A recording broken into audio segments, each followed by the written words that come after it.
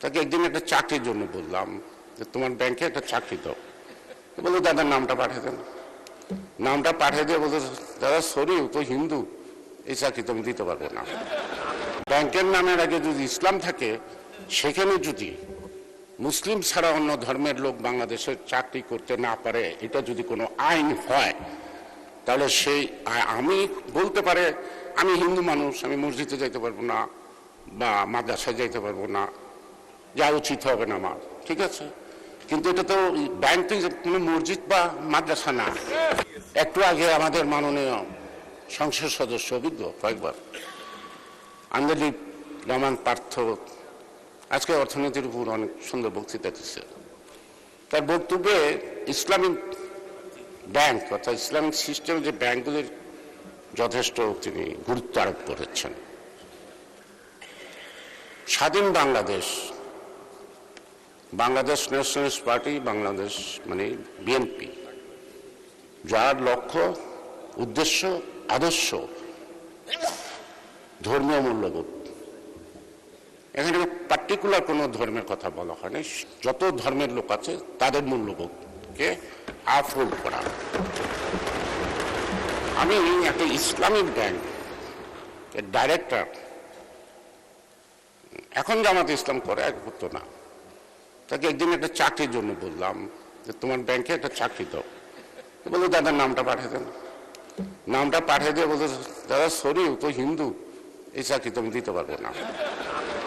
মাননীয় স্পিকার, ব্যাংকের নামের আগে যদি ইসলাম থাকে, সেখানে যদি মুসলিম ছাড়া অন্য ধর্মের লোক বাংলাদেশের চাকরি করতে না পারে, এটা যদি কোনো আইন হয়, তাহলে সেই আমি বলতে পারে আমি হিন্দু মানুষ, আমি মসজিদে যাইতে পারবো না বা মাদ্রাসায় যাইতে পারবো না, যা উচিত হবে না আমার, ঠিক আছে।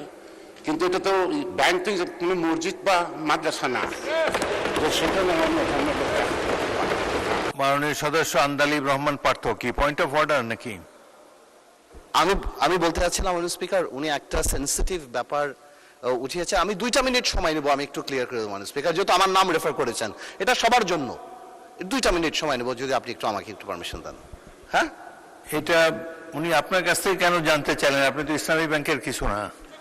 না, আমার আগের বক্তব্যে এই ব্যাপারটা ছিল, যেহেতু উনি রেফার করেছেন, তাই যে এটা একটা ভুল মেসেজ যায় আর কি, যে ইসলামিক ব্যাংকিং এর ব্যাপারে। 2 মিনিটে বলুন। আমি জাস্ট 2 মিনিট একটু ক্লিয়ার করে দিই। মানে সমস্যা, আপনাকে অনেক ধন্যবাদ। না, ইসলামিক ব্যাংকিং পৃথিবীতে এখন নন মুসলিমদের মধ্যেও অনেক বেশি পপুলার হয়ে যাচ্ছে। এটা আপনারা জানেন, আমরা সবাই জানি। তো সুতরাং এরকম কোনো এমবার্গো আমাদের নেই।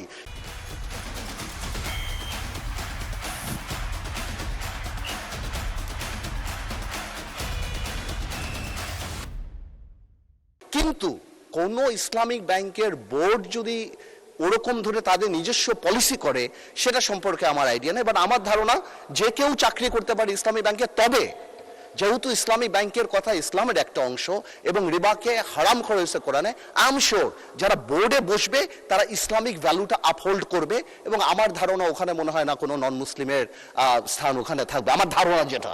কিন্তু চাকরি যে কেউ করতে পারে, এবং it is becoming extremely popular all over the world. আপনাকে ধন্যবাদ স্পিকার। আমি লক্ষ্য করেছি এই সংসদে অনেক অনুমান নির্ভর কথাবার্তা হয়। বাবু গয়েশ্বরচন্দ্র রায়, আপনাকে রেফার করার কোনো কিছুই না, আপনি ইসলামী ব্যাংকের কোনো কর্মকর্তা না, ইসলামী ব্যাংক সম্বন্ধে কোনো ধারণা নাই। এই ব্যাপারে ইসলামী ব্যাংকের গভর্নিং বডির কেউ যদি এখানে থাকে, উনি দাঁড়িয়ে হয়তো বলতে পারতেন, যার এই ব্যাংক পরিচালনা সম্পর্কে যার অভিজ্ঞতা আছে। আর যে বিষয়টা অত্যন্ত সেন্সিটিভ, এটা কমিউনাল ইস্যু এখানে রেজ করা হয়েছে।